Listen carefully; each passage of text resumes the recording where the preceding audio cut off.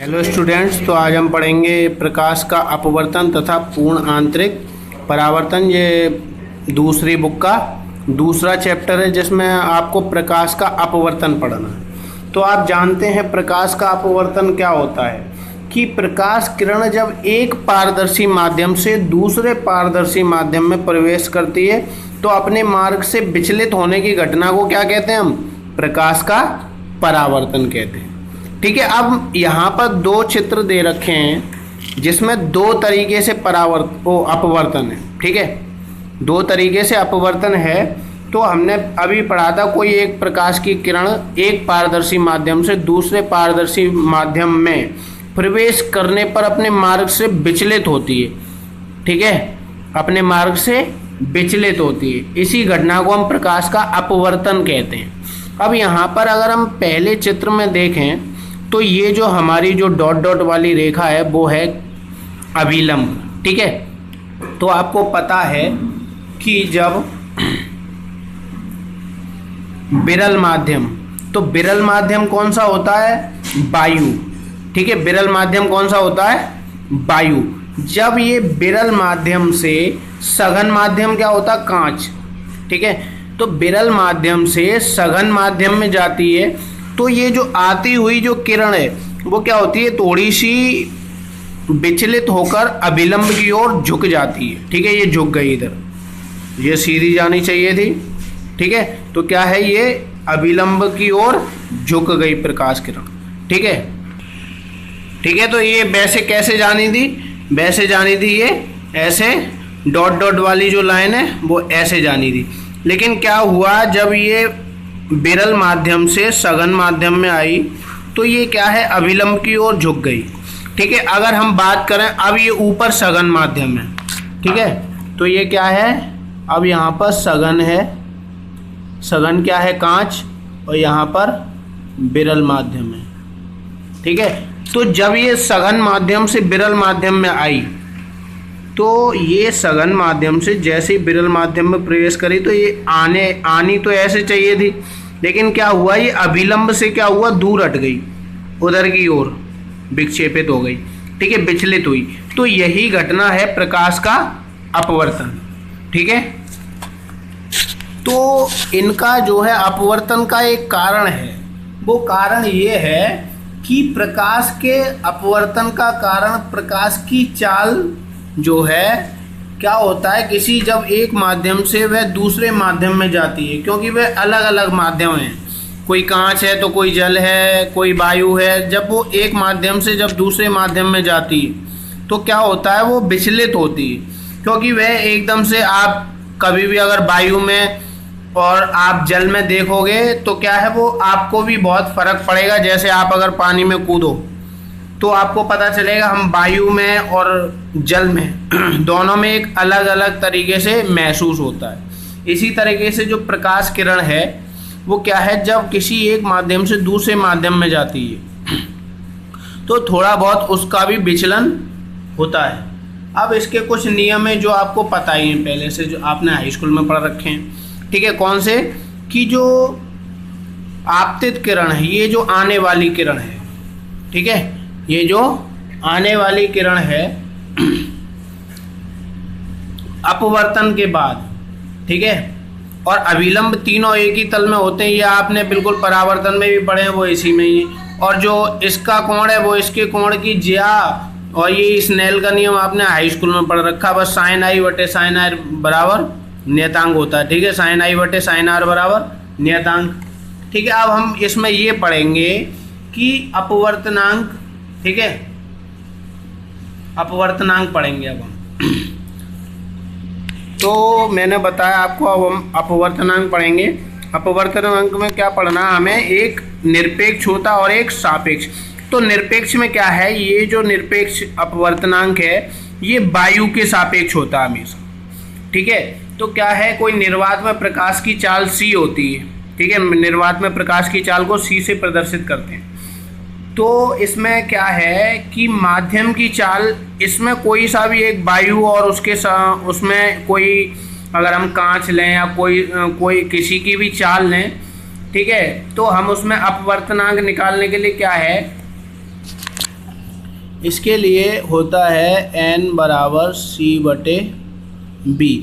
किसी भी एक तो प्रकाश की चाल और इसमें किसी भी माध्यम की चाल के अनुपात के बराबर होता है ये वाला अपवर्तनांक। ठीक है, अगर हम इस सापेक्ष की बात करें तो सापेक्ष में आपने हाई स्कूल में भी सवाल कर रखे होंगे कि कांच के सापेक्ष वायु का अपवर्तनांक बताइए, ठीक है, या फिर कांच के सापेक्ष जल का अपवर्तनांक बताइए। तो इसमें क्या है, पहले के सापेक्ष दूसरे अपवर्तनांक, यानी यहाँ पर पहला होगा और यहाँ पर दूसरा होगा। यहाँ पर हो सकता है जी लिखा हो, यहाँ लिखा हो W, तो ग्लास और वाटर। ठीक है, तो इनके अपवर्तनांक क्या है, पहले वाले की चाल बटे दूसरे की चाल। ठीक है, ये होता है इसके लिए। तो अब हम इन दोनों अपवर्तनांक के लिए हमने पढ़ा कि अपवर्तनांक के दो भाग हैं जिसमें निरपेक्ष और सापेक्ष। ठीक है, तो हम इन दोनों के लिए एक एक सवाल कर लेते हैं जिससे आपको पिछला याद आ जाएगा।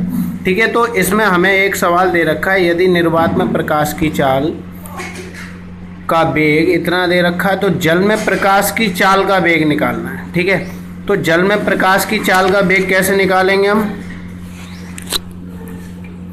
तो हमें क्या दे रखा है, c बराबर हमें दे रखा है 3 × 10⁸ मीटर प्रति सेकंड। ठीक है, तो और जल का अपवर्तनांक आपको दे रखा है, कितना है, इसका मतलब अपवर्तनांक जल का। ठीक है, तो ये कितना दे रखा है हमें, या NW भी लिख सकते हो, 4/3। तो इसमें सापेक्ष कहीं भी नहीं दे रखा, तो हमें कौन सा लगाना है, निरपेक्ष वाला फॉर्मूला। तो यहाँ क्या दे रखा है, n बराबर c बटे b। तो हमें ज्ञात क्या करना है, वेग। तो वेग ज्ञात करने के लिए इसे यहाँ लेंगे और इसे, ये भाग में है तो ये गुणा में जाएगा, तो क्या आएगा, ये Vn बराबर c, और ये भाग गुणा में है तो भाग में आएगा v बराबर c बटे n।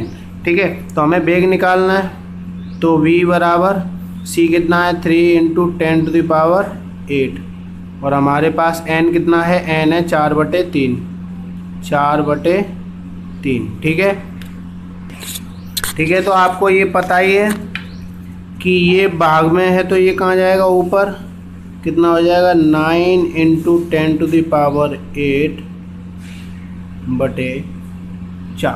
तो 4 से इसमें भाग देंगे, कितना आएगा, 4 दूनी 8 और 4 पंजे 20 × 10⁸ क्या आएगा, मीटर प्रति सेकंड।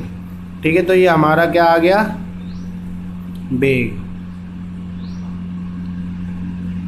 और हम अब दूसरे के लिए अब करें कौन सा, सापेक्ष वाला अपवर्तनांक। ठीक है, तो सापेक्ष वाला अपवर्तनांक क्या है, कांच का वायु के सापेक्ष अपवर्तनांक दे रखा है 3/2।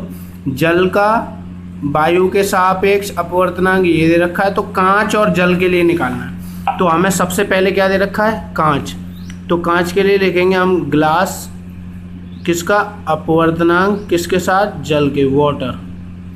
तो हमें सबसे पहले कौन सा दे रखा है, कांच का वायु के साथ, यानी कांच और वायु, ग्लास ऑफ एयर। ठीक है, फिर दे रखा है वाटर ऑफ, किसके साथ, वायु के, एयर के साथ। ठीक है, तो हमें क्या निकालना है, ग्लास ऑफ वाटर के साथ। ठीक है, तो हम निकाल लीजिए, पहले इसका रखिए, कितना आएगा, 3/2, और ये इसका आएगा 4/3। तो क्या होता है, वैसे मैं इसे सही तरीके से लिख दूँ, 3/2/4/3। तो इसका गुणा कहाँ होता है, यहाँ, और इसका गुणा होता है यहाँ। तो 3 तिया क्या हो जाएगा, यहाँ 9, और ये 4 दूनी यहाँ कितना हो जाएगा, 8। ठीक है, और अगर और ज़्यादा सॉल्व हो भी सकता है और नहीं भी। ठीक है, आप यहीं तक छोड़ दें। और कभी कभी इसमें क्या है, अगर ये आगे लिखा है वाटर वाला तो ये ऊपर आएगा। अगर हमने ये वाटर आगे लिख दिया है, वाटर का अपवर्तनांक ग्लास के साथ, तो फिर वाटर वाला ऊपर आएगा और ये ग्लास वाला नीचे आएगा। ठीक है, तो ये याद रखना है, जो हम आगे लेंगे उसे ऊपर रखेंगे। ठीक है, तो ये यहाँ तक कंप्लीट हो जाता है और ये दोनों सवाल फिर आप कीजिएगा। ठीक है, ये दोनों मैंने आपको सवाल दिए, इन्हें कर। तो अब हम क्या है, पूर्ण आंतरिक पढ़ेंगे, पूर्ण आंतरिक परावर्तन और क्रांतिक कोण। तो हम पहले पढ़ेंगे क्रांतिक कोण क्या होता है। ठीक है, तो क्रांतिक कोण,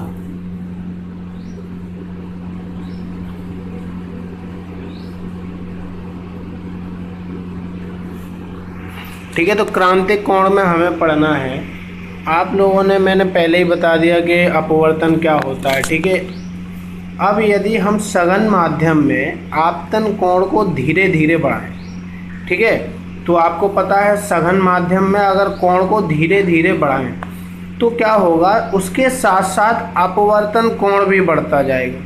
ठीक है, और आपतन कोण की विशेषता ये रहेगी कि अपवर्तन कोण समकोण के बराबर हो जाता है। जैसे जैसे आप उसे बढ़ाते जाओगे तो दोनों ही बढ़ेंगे, तो वो कौन से हो जाएंगे, वो दोनों बराबर के हो जाएंगे, समकोण के बराबर हो जाएंगे। ठीक है, तो सघन माध्यम में वह आपतन कोण जिसके लिए विरल माध्यम में अपवर्तन कोण के बराबर हो जाता है। ठीक है, जैसे, ठीक है, तो मैंने आपको बताया था कि अगर हम आपतन कोण को क्या करें, धीरे धीरे बढ़ाएं तो क्या होगा, जो अपवर्तन कोण है जो विरल माध्यम में जाएगा वो कैसा हो जाएगा, एक समकोण के बराबर हो जाएगा। तो फिर मैंने आपको उसकी परिभाषा भी बताई कि सघन माध्यम से, ये क्या है, सघन माध्यम, तो सघन माध्यम में जो बना है आपतन कोण, ये आपतन कोण, क्योंकि ये आपतित किरण के साथ आपतन कोण बनता है। ठीक है, परावर्तित और अपवर्तित किरण के साथ अपवर्तन कोण बनता है। ठीक है, तो सघन माध्यम में आपतन कोण जिसके लिए विरल माध्यम में, ठीक है, विरल माध्यम के लिए क्या होगा, अपवर्तन कोण समकोण के बराबर हो जाएगा। ठीक है, यहाँ से हमने इसको बढ़ा दिया तो ये किसके बराबर हो गया, समकोण के बराबर हो गया। अगर हम इसे इसी यहाँ से करते तो ये भी कैसा होता, ये भी कहीं इधर या इधर मुड़ा हुआ होता, लेकिन हमने क्या किया, यहाँ से ले रहे हैं हम इसको। ठीक है, इसलिए ये क्या हो गया, ये एक समकोण के बराबर हो गया, जिसे हम क्रांतिक कोण या सी से क्रांतिक कोण कहते हैं और इसे सी से प्रदर्शित करते हैं। ठीक है, तो आपको पता है कि साइन आई बटे साइन आर, साइन आई बटे साइन आर बराबर साइन सी बटे साइन 90। ठीक है, तो आपको पता है, तो हम यहाँ पर क्या पढ़ते हैं, एन बराबर ये 1/sin सी। ठीक है, ये है क्रांतिक कोण का फॉर्मूला। ठीक है, तो आपको ये पता है उसमें कि जो हमने सघन माध्यम और विरल माध्यम के सापेक्ष ये क्या लिया हमने, उसका अपवर्तनांक। ठीक है, अपवर्तनांक तथा क्रांतिक कोण ये क्या है, इसमें संबंध है, ये वाला अपवर्तनांक और क्रांतिक कोण का संबंध। ठीक है, तो अब हम बात करते हैं पूर्ण आंतरिक परावर्तन क्या होता है। आप जानते हैं, अगर हम एग्जाम्पल लें रेगिस्तान की मरीचिका का या ठंडे प्रदेशों में, जो जैसे अगर हम हीरे की बात करें, ठीक है, हीरा भी एक सबसे ज़्यादा बहुत ही प्रभावशाली है, इसका पूर्ण आंतरिक परावर्तन का एग्जाम्पल बहुत अच्छा है।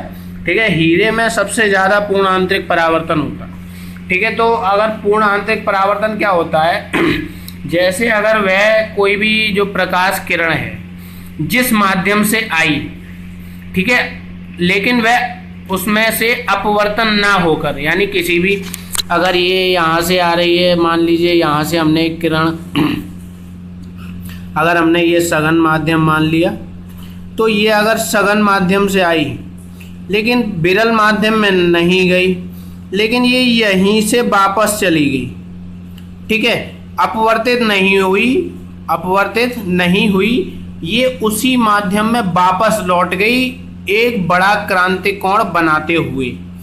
तो क्या है, इस घटना को, जो ये प्रकाश की जो किरण है अपवर्तित ना होकर जिस माध्यम में वापस लौट गई, जिस माध्यम से आई थी, ठीक है, यह जो घटना है वो पूर्ण आंतरिक परावर्तन है।